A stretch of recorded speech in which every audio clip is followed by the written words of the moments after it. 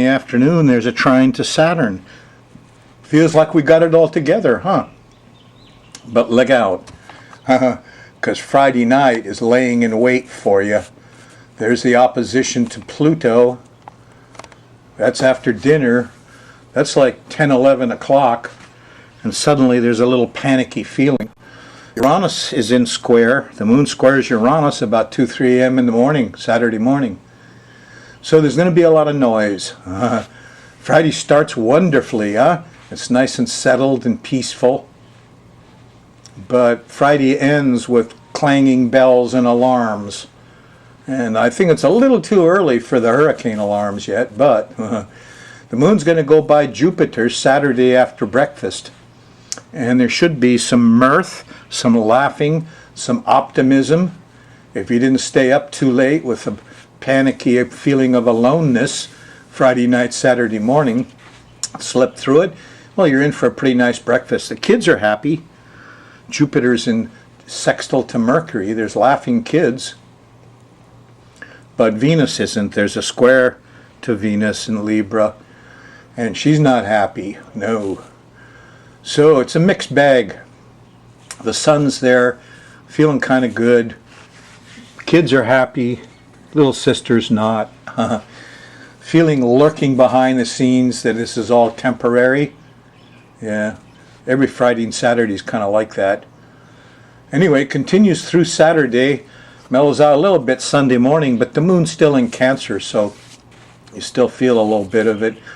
On Sunday, September 1st, the moon shifts into Leo about dinner time, and it starts getting energetic because that's where Mars is lurking. Yeah, and the moon go by Mars Sunday night. Everybody macho and impatient and angry and all full of testosterone, like likely to do something they shouldn't. Because Monday morning, here comes the judge. Yeah, not an easy night. This could be a bunch of folks in Egypt ticked off at the rules, at the judge, at the system. This is young people raging at the bars on the prison. I was amazed. The moon went by Saturn the other day, and Eric Holder said he's going to stop filling the jails with drug abusers. The Israelis let 1,000 Palestinians out of jail. Yes. It was a good time for those in jail, in a way. And there was another instance. Oh, never mind. Anyway, let those people out of jail. What are you doing? Revolutionary feeling is strong in the middle of Monday. The moon has a beautiful trine to Uranus. I don't know if that's enough to make us forget the violence of Sunday night, Monday morning. But, we shouldn't have all these people in jail, folks. Free Roger Christie and others. Look at the way they're treating government whistleblowers. I mean, they say we're going to ease up on the jail sentences. The 3 strikes, you're out. At the same time, there's an article in the newspaper how anybody caught growing pot on federal land has now got a mandatory 10 to 20 years in jail. That was the same day that the Attorney General came out with his Saturn stuff. Oh yeah, we're going to fix the broken justice system. Well, a revolutionary spirit, you'll see it more clearly the middle of Monday and Monday afternoon with the trine to Uranus. The moon's in Leo. On Tuesday morning, there's a nice sextile to Venus. There's some love and peace and quiet. It's a little sexy Tuesday morning. Stay in bed. Continues all the way through Tuesday. And on Wednesday, the moon goes into Virgo. And it's a mixed bag because here in the morning, we got an opposition to Neptune. It's confusing. We're lost. We're delusional. Look out. And then after lunch, here's a sextile to Saturn and a trine to Pluto and a sextile to Jupiter. And wait a minute. The lawyers and the judges say we're all right and we can do what we want here, and all this optimism and legality kind of stuff. Yes, it's okay to have all these guns. Folks, it's the pistols, not the guns. Focus up there. It's the handguns.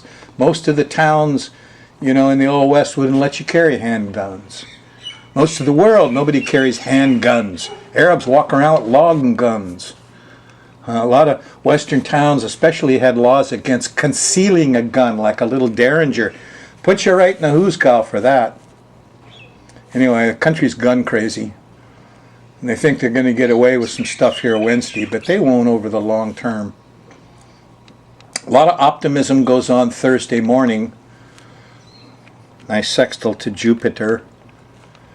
But it kind of lays fallow through most of Thursday and into Friday morning with the moon in Virgo.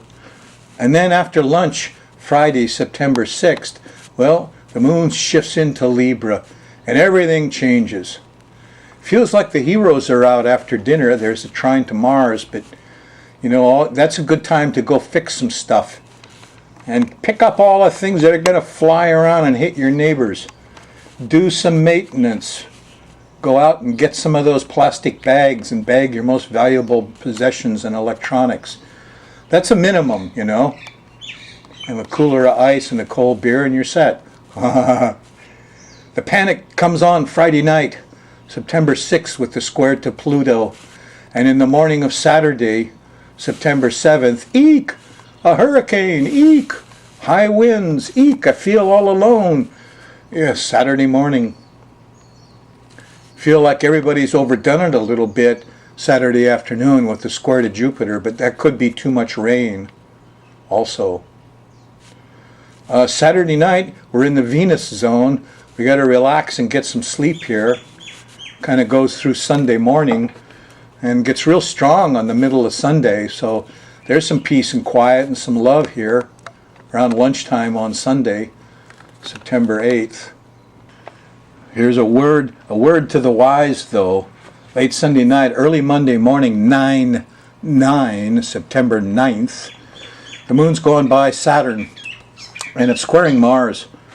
And, you know what else happened? Is the head of Al-Qaeda in Saudi Arabia said they're going to bust all the prisoners out of jail, all the Muslim prisoners. So Eric Holder says we're going to stop putting all the hippies in jail for pot. And Al-Qaeda says we're going to break out the people in jail, the Palestinians and the Arabs. And what's this jail stuff? You'll know a lot more about it Monday morning. You might feel like you're in jail a little bit and be ticked off. And you can bet a lot of people in jail are going to be angry about what's happened to them. What did Holder say? We got 5% of the world's population, but 25% of the people in jail.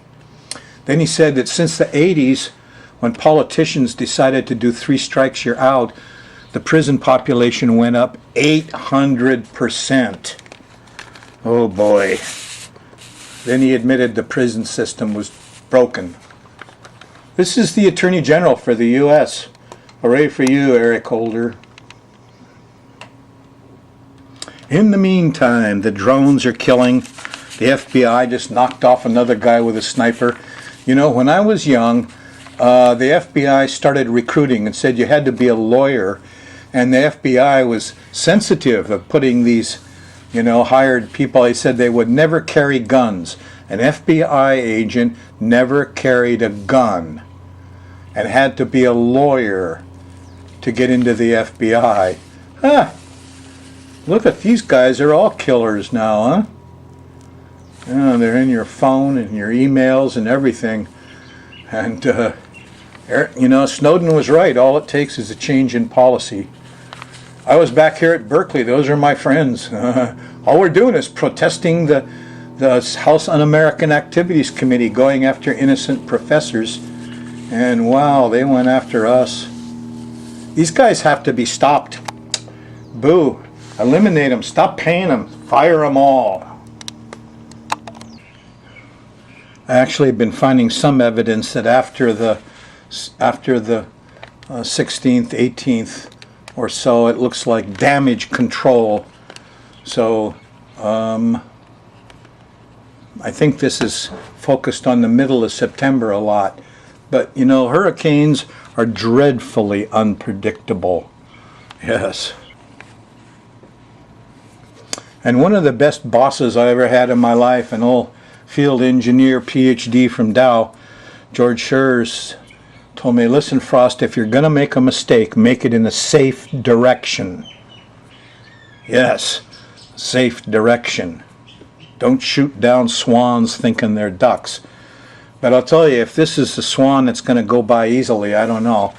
I think it might be a duck. And so it would be, you know, as a professional safety guy, I always make my mistake on the safe side and protect people first.